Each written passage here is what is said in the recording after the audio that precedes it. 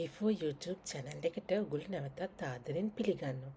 අද මම ඕගොල්ලන්ට කියන්න හිතුවේ mixed scholarship එක සම්බන්ධව ඉතාමත් වැදගත් තොරතුරු ටිකක්. මම ඕගොල්ලන්ට කිව්වනේ mixed scholarship 2027 intake එක application 2026 අප්‍රේල් හරි මැයි හරි application call කරනවා. ඉතින් මන් හිතුවා ඊට කලින් ඔගලන්ට ඒකට ලෑස්ති වෙන්න අවශ්‍ය කරුණු ටිකක් මේ වීඩියෝ එකේ කරන්න ඕනි කියලා. ඉතින් ඇප්ලිකේෂන් 2026 අප්‍රේල් හරි මැයි හරි කෝල් කරාට පස්සේ ඕගොල්ලන්ට එක්සෑම් එකක්, ඉන්ටර්විව් එකක් සහ ඉන්ටර්විව් එකක් එම්බසි එකත් එක්ක තියෙනවා. ඉතින් තව මාසයක් වගේ කාලයක් තියෙන නිසා ඒකට ඕගොල්ලන් හොඳින් ලෑස්ති වුණොත් ඕගොල්ලන්ට මේ ස්කෝලර්ෂිප් එක ලබා ගන්න එච්චර අමාරු වෙන්නේ නැහැ. සාමාන්‍යයෙන් මේකට ගිය අවුරුද්දේ A level කරපු අයටත් ඇප්ලයි කරන්න පුළුවන් විදිහට තමයි හදන්නේ. ඒක නිසා ඇප්ලිකේෂන් ඩෙඩ්ලයින් සාමාන්‍යයෙන් අපිට හිතන්න පුළුවන් ජූනි විතර වෙනකන් තියෙයි කියලා. අනිවාර්යයෙන්ම 2025 A levels කරපු ළමයින්ට මේකට ඇප්ලයි කරන්න පුළුවන් වෙන්න තමයි හැම අවුරුද්දෙම ඒක ෂෙඩියුල් කරන්නේ.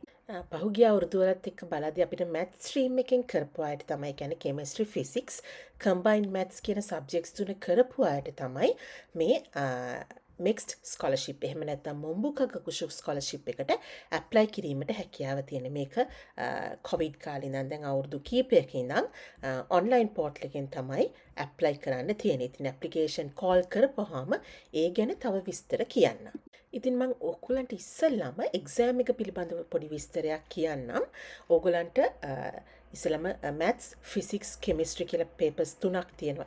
ඒකට ලෑස්ති වෙන්න ඕනේ. ඊට පස්සේ ඊට අමතරව ඉංග්‍රීසි පේපර් එකක් සහ ජපනීස් පේපර් එකක් තියෙනවා. මං ඉස්සෙල්ලා වීඩියෝ එකෙත් කිව්වා වගේ ඔයගොල්ලෝ මේ ජපනීස් පේපර් එක ලියන එක ඕගොල්ලන්ට දැන් ඇඩඩ් ක්වොලිෆිකේෂන් එකක් වෙන්න පුළුවන් මේ ස්කෝලර්ෂිප් එකට සිලෙක්ට් වෙන්න. ඉතින් මම මේ පහලින් දාලා තියෙන සයිට් එක තමයි ඕගොල්ලන්ට පහුගිය පාස් පේපර්ස් ගන්න තියෙන මිනිස්ට්‍රි ඔෆ් එඩියුකේෂන් වෙබ්සයිට් එකේ තිබ්බ සයිට් එක. ඉතින් මේකට ගිහාම ඕගොල්ලන්ට පහුගිය අවුරුදු කීපේ ඕගොල්ලන්ට කොහොමද එක්සෑම් පේපර්ස් ආවේ කියලා පොඩි අයිඩියා එකක් ගන්න පුළුවන්. ඕගොල්ලන් ඒ පැටර්න් එක හරියට බලාගත්තොත් ඕගොල්ලන්ට මේ අවුරුද්දේ පේපර් එකට සාර්ථකව මුහුණ දෙන්න පුළුවන් වෙයි කියලා මම විශ්වාස කරනවා. ඉතින් ඕගොල්ලන් මේ සයිට් එකට ගිහිල්ලා ඒ පාස් පේපර්ස් බලලා ඒවට හොඳට ලෑස්ති වෙන්න. ඉතින් ඊළඟට මම ඉන්ටර්විව් පැවැත්වෙන විදිහ ගැන පොඩි විස්තරයක් ඕගොල්ලන්ට කියන්නම්. ඉතින් මේකේ ඉන්ටර්විව් එක මිනිස්ට්‍රි ඔෆ් එඩියුකේෂන් එකේ කට්ටියයි එම්බසි එකේ කට්ටියයි ජපාන් වල කට්ටිය කීප දෙනෙකුත් සහභාගී වෙනවා. ඉතින් ඒ විදිහට ඉන්ටර්විව්ස් කීපයක් තියෙනවා. ඉතින් ඊට පස්සේ ෆයිනල් සිලෙක්ෂන් එක කරන්නේ ජපනීස් ගවර්න්මන්ට් එකෙන්. ඒක ජපනීස් ගවර්න්මන්ට් එකෙන් කරලා අපේ එම්බසි එකට ඒක ගැන දැනුම් දීමක් කරනවා. ඉතින් ඊට පස්සේ ඒ ෆයිනල් සිලෙක්ෂන් රිසල්ට් එක අපිට දැනුම් දෙනවා ජපනීස් එම්බසි එකෙන්. අපිට ඒක ඊමේල් එකකින් සහ පෝස්ට් ලෙටර් එකකින් වගේ තමයි දැනුම් දෙන්නේ. ඉතින් ඊට පස්සේ අපිට අපේ සිලෙක්ෂන් ලෙටර් එක හම්බෙනවා. ඊට පස්සේ තමයි අපිට මේ ජපනීස් ගවර්න්මන්ට් එහෙම නැත්නම් මොම්බුකා ගකුෂු ස්කෝලර්ෂිප් එක සම්පූර්ණයෙන්ම ලැබුණු බවට අපි අතට ඒ සර්ටිෆිකේට් එක පත් වෙන්නේ.